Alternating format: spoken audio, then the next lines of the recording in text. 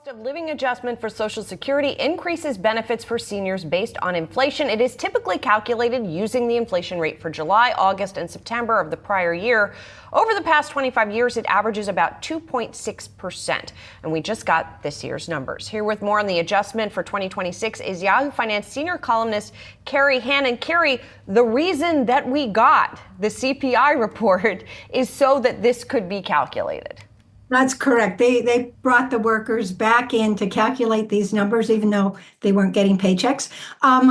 Here's the point, Julie. It's up to, they say they're going to bump it up starting January 1, 2.8%. The cost of living increase for Social Security beneficiaries.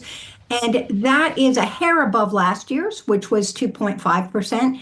And this is great news. I mean, inflation is really important, and it hits retirees very hard in their bottom line. So adjusting this each year for inflation is important. That said, I've got to add that critics complain that this number really is not enough because it is based on the consumer price index for urban wage earners, and that's people, that's not retirees, and it doesn't account for what many people say are the things that retirees spend money on, like housing, which is up, healthcare, which is up, groceries, which is up. These are things that aren't calculated in this number in the same way. And so they feel that there's a bit of a disconnect. Now, this 2.8%, Julie, will, on average, Social Security Administration said this will reflect in about $56 a month for the average beneficiary in an increase starting January 1st.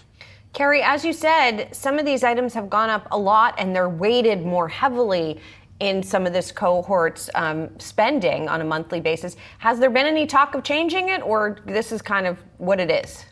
Right. No, there are people, the Senior Citizens League pushes back constantly. Many experts I talked to have been pushing for them to find an index that's not so outdated to reflect what seniors actually are spending on.